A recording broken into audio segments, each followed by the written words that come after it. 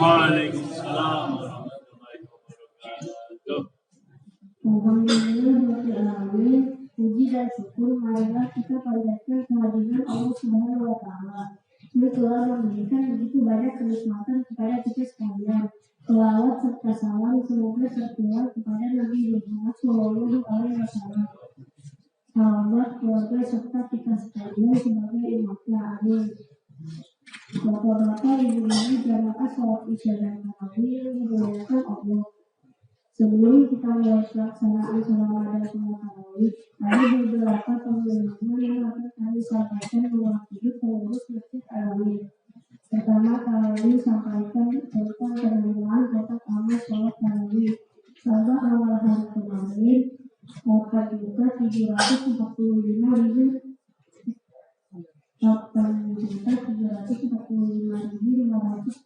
rupiah.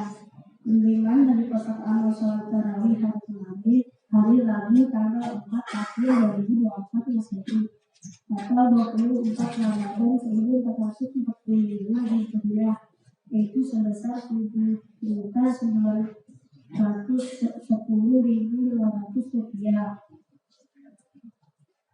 Pengeluaran sebesar 525.000 rupiah. Lalu pengeluaran ini 9.017.000 rupiah. Terima kasih kami ucapkan kepada para pemberi infak dan sedekah. Semoga amal ibadah Bapak Ibu sekalian mendapatkan pahala yang berlipat ganda dari Allah Subhanahu wa Ta'ala. Amin.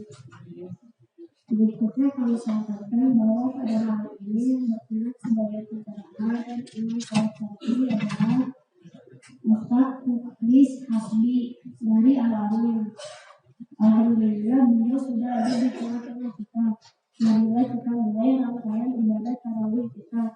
Cukup itu kepada Ustaz Muklis Hasbi berkenan kiranya untuk memulai ceramahnya.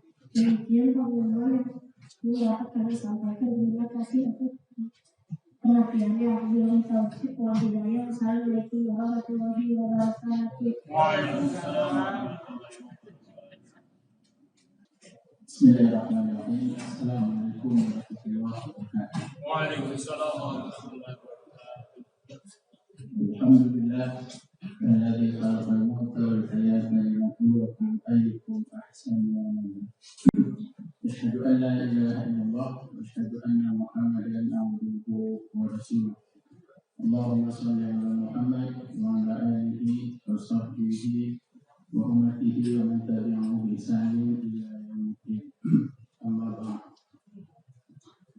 Bapak Ibu jamaah salat tarawih rahimakumullah. Memasuki malam 26 ya. Belum. Ya, ini belum.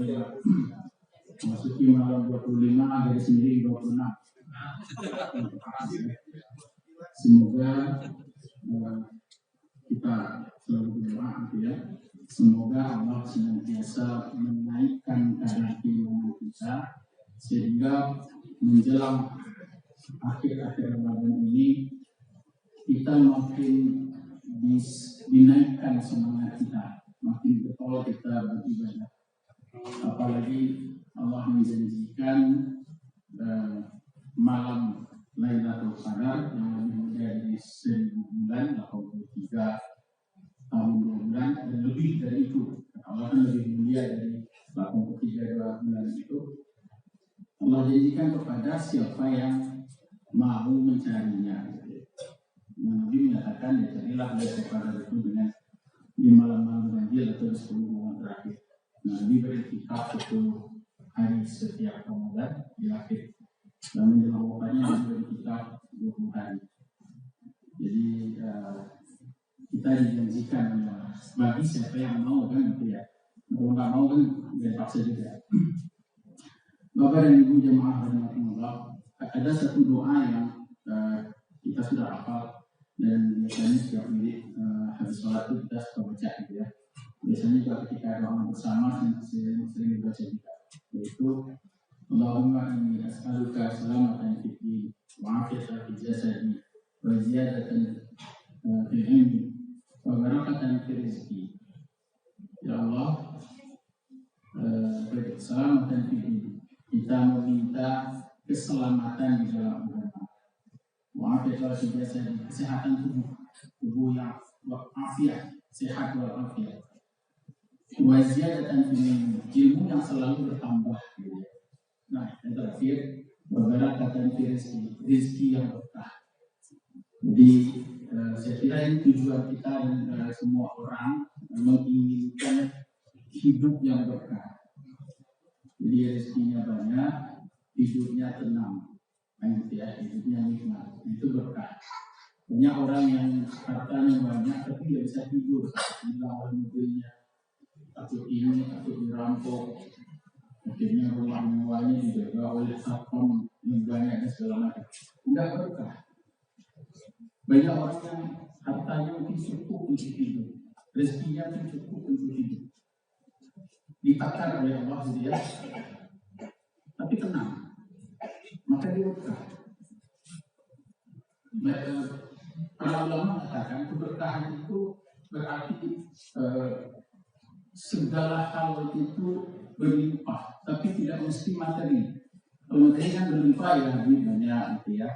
Rumah banyak, mobil banyak, semua harta banyak. Ya, apalagi sekarang yang misalnya triliunan tapi tidak kejar gitu ya. Nah itu nggak berkah. Tapi ada juga yang immateri, yaitu tenang, gitu ya. Jadi ulama mengatakan keberkahan itu juga dapat berwujud kenyamanan, ketenangan, gitu ya. Merasa nikmat dengan apa yang ada. Imam Al-Ghazali mengatakan yang disebut keberkahan itu adalah ziyadatul khair, kebaikan yang terus bertambah. Nah, Bapak dan Ibu jamaah salat tarawih rahimahullah, terkait dengan keberkahan, Allah itu memberkahi waktu-waktu tertentu, hari-hari tertentu, dan tempat-tempat tertentu. Ya. Sekarang kita berada di bulan Ramadan. Ramadan disebut sebagai Syahrul Mubarak, bulan yang diberkahi. Saya kira sudah disampaikan dan sudah kita bahas sejak awal Ramadan seperti apa berkahnya di Ramadan tersebut. Ya. Yaitu amalan sunnah diganjar dengan pahala wajib.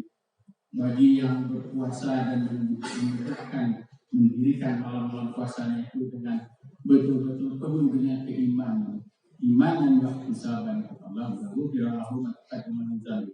Allah menjanjikan ampunan atas segala dosa yang telah berlalu. Keberkahan apa lagi yang Allah sediakan di bulan Ramadan? Amalan wajib diganjar dengan pahala yang berlipat ganda. Keberkahan terbesar yang Allah berikan di bulan Ramadan adalah Allah janjikan Lailatul Qadar bagi siapa yang mau mendapatkannya. Secara materi, kalau kita lihat, berkah Ramadan ini juga banyak. Ya. Karena kita terbiasa takjil itu dalam keadaan yang banyak, terutama oleh pimpinan. Di satu sisi ada yang mengatakan ada yang memberikan kasih, tapi tidak sekolah di sisi lain berkah bagi pedagang gorengan, berkah bagi pedagang kecil, berkah bagi pedagang cendol, ya. Itu banyak berkahnya. Jemaah sekalian, di ujungnya berkahnya adalah Allah menjadikan ampunan. Nah itu Syahrul Mubarak. Ada lagi namanya Yaumul Mubarak, Yaumul Mubarak, hari yang berkah. Kita kenal dengan yang namanya Jumat berkah, ya. Orang berlomba-lomba di hari Jumat memberikan makanan, gitu ya, membagi-bagikan makanan, atau kalau restoran itu memberikan potongan diskon yang besar sekali yang disebut sebagai Jumat berkah. Berkahnya di mana? Berkah bagi yang menerima, yang memakannya. Barangkali ada yang pulang dari masjid, ada yang lagi di perjalanan sehingga di masjid tidak perlu ke warung nasi, ke restoran cari makanan, sudah dapatkan. Berkah bagi yang mendapatkan dan berkah pahala bagi yang memberikan. Ada juga yang dinyatakan sebagai Qaryatul Mubarak, negeri-negeri atau tempat-tempat yang berkah. Nah, dalam Al-Quran, para ulama mengatakan ada sedikitnya tempat atau negeri yang dinyatakan sebagai negeri yang diberkahi. Allah betul-betul menurunkan berkahnya kepada negeri tersebut, dan itu dinyatakan di dalam Al-Quran. Yang pertama di dalam surat Al-Imran ayat 96 Allah mengatakan inna awwala baitin wudi'a lin-nasi alladzi bi Bakkah mubarakan wa hudan lil 'alamin. Sesungguhnya rumah yang pertama kali didirikan, rumah ibadah, adalah Ka'bah Baitullah yang berada di Bakkah Mubarakan, yang berada di Bakkah atau Mekah. Mubarakan yang diberkahi. Jadi dalam Al-Quran Allah mengatakan bahwa Mekah itu negeri Bakkah atau Mekah itu adalah negeri yang diberkahi. Wa hudan lil 'alamin, petunjuk bagi sekalian alam. Memberkahi seperti apa Allah memberkahi Mekah itu? Pertama adalah itu negeri tempat dilahirkannya manusia sendiri, manusia paling mulia, yaitu Rasulullah Muhammad SAW. Dari situlah lahirnya atau berkembangnya ajaran Islam. Berkahnya apalagi ada di situ sumur Zam-Zam yang kalau kita hitung mungkin dari sejak pertama kali airnya mengalir sampai sekarang itu mungkin sudah diambil mungkin puluhan miliar liter atau puluhan miliar meter kubik, dan itu pernah habis. Ya. Nah, kalau mungkin yang sudah pernah naik haji ke Mekah dan ke Madinah akan merasakan auranya beda auranya. Mungkin ada juga di situ yang sedang lagi lewat terus kemudian azan dan terus kemudian orang sholat. Kita mungkin sholatnya terpaksa di emperan toko. Pedagang toko itu biasanya langsung saja mengambil itu sejadah yang lagi digantung atau yang lagi ditaruh di situ untuk dijual. Dikasihnya suruh pakai. Ya, suruh pakai. Nanti sama pakai yang lagi tambahnya itu. Saya kira sih kita mungkin gitu ya. Udah boleh pakai orang buat sholat sejadah yang kita jual, nanti bisa lebih dijual lagi kotor atau apa segala macam. Jadi banyak berkahnya, gitu ya. Yang kedua adalah Madinah. Negeri di mana Rasul tinggal, ada di situ Rasulullah di Masjid Nabawi, gitu ya. Itu masjid yang negeri yang diberkahi, Mekah dan Madinah. Di dalam salah satu hadis dikatakan bahwa Dajjal itu akan melewati seluruh tempat di muka bumi dan memasuki semua masjid serupa karena dihalangi oleh para malaikat. Yang pertama adalah Masjidil Haram, yang kedua Masjidil Nabawi, yang ketiga Masjidil Aqsa, yang keempat Masjid At-Tur. Gitu ya. Bapak dan Ibu sekalian, ada yang ketiga, negeri yang juga masuk dalam kategori negeri yang diberkahi, yaitu Yaman. Surat An-Nasr, ya jaa nasrullahi wal fath, ketika telah datang pertolongan Allah dan kemenangan. Ra'aitan nasa yadkhuluna fi dinillahi afwaja, maka kamu akan melihat manusia berbondong-bondong memasuki agama Allah secara berbondong-bondong, afwaja. Nah, ada hadis mengatakan bahwa ayat ini berkaitan dengan yang dimaksud oleh berbondong-bondong Nabi itu adalah penduduk Yaman. Salah satu hadis yang diriwayatkan oleh Imam Ahmad mengatakan bahwa telah datang kepada kalian, ini telah datang kepada kalian penduduk Yaman. Mereka itu adalah penduduk yang lembut hatinya. Iman itu ada pada Yaman, fikih itu ada pada Yaman, dan hikmah itu ada pada Yaman. Ini hadis ini diriwayatkan oleh Imam Ahmad dan disahihkan oleh Imam Al-Albani. Dalam salah satu doa Rasulullah mendoakan, ya Allah, berkahilah kami pada negeri Syam kami, dan berkahilah kami pada negeri Yaman kami. Jadi ada dua negeri yang didoakan oleh Allah supaya didoakan oleh Nabi Allah untuk diberkahi, yaitu Syam dan Yaman. Jadi ada tiga, ada Mekah, ada Madinah, ada Yaman. Dalam satu hadis yang lain Nabi mengatakan bahwa penduduk Yaman itu adalah sebaik-baik manusia. Banyak hadis yang lain yang mengatakan keutamaan Yaman sebagai negeri yang diberkahi. Nah yang terakhir, Bapak dan Ibu jamaah sekalian, adalah Syam. Hadis tadi kan Nabi berdoa, ya Allah berkahilah kami pada Syam kami. Syam itu adalah satu negeri yang meliputi wilayah yang sangat luas. Ada Suriah, ada Lebanon, ada Urdun atau Jordan, dan ada Palestina. Nah kita sudah sering juga dibahas dan disampaikan bagaimana berkahnya Palestina, ya. Nah, Syam atau yang terutama Palestina itu kan adalah negeri para nabi. Banyak sekali nabi-nabi yang turun dan bertempat tinggal di Syam. Dimulai dari Nabi Ibrahim yang lahir di Irak, di Babilonia, terus kemudian beliau hijrah ke Palestina bersama istrinya Sarah. Dan dari keluarga kecil Nabi Ibrahim inilah dari keturunan istrinya Sarah dan keturunan istrinya Hajar, Sarah melahirkan nabi-nabi yang berasal dari Bani Israel dan sebagian dari mereka itu tinggal di Palestina. Dari istrinya Hajar melahirkan Nabi Ismail yang artinya menurunkan bangsa Arab. Jadi awal sekalian, Palestina itu adalah negerinya para nabi, negerinya para syuhada. Ya. Maryam melahirkan Nabi Isa di Palestina. Nabi Musa alaihissalam membawa umatnya dari Mesir ke Palestina. Ya. Ada di sana juga Nabi Daud, ya, dan anak Nabi Daud, Nabi Sulaiman juga di Palestina. Nah di Palestina itu ada yang disebut dengan Wadi An-Naml. Itu sekarang berada di di tepi barat, Palestina. Nah ini diabadikan oleh Allah di dalam surat An-Naml ayat 18 dan 19. Ya 18-nya itu ketika Raja Semut itu berseru kepada rakyatnya, wahai rakyatku, masuklah kalian ke dalam lubang agar kalian tidak terinjak oleh Sulaiman dan bala tentaranya. Memang suatu yang lewat. Padahal sedangkan mereka tidak menyadari. Dan itu didengar oleh Nabi Sulaiman alaihissalam, yang mana beliau memahami seluruh bahasa makhluk. Nah dari situlah Nabi Sulaiman berdoa. Saya kira yang masyhur bagi kita doanya itu.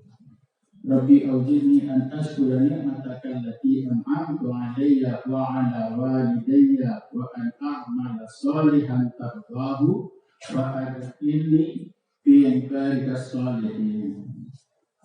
Ya Rabb, ya Tuhanku, ilhamkanlah kepadaku agar aku bersyukur terhadap nikmat-Mu yang Engkau berikan kepadaku, wa 'ala walidayya, dan Engkau berikan kepada orang tuaku, wa an a'mala shalihan, dan agar aku selalu mengerjakan amal soleh, tardahu, yang Engkau ridha kepadanya, wa adkhilni fi ibadika shalihin, dan masukkanlah aku ke dalam golongan orang-orang soleh.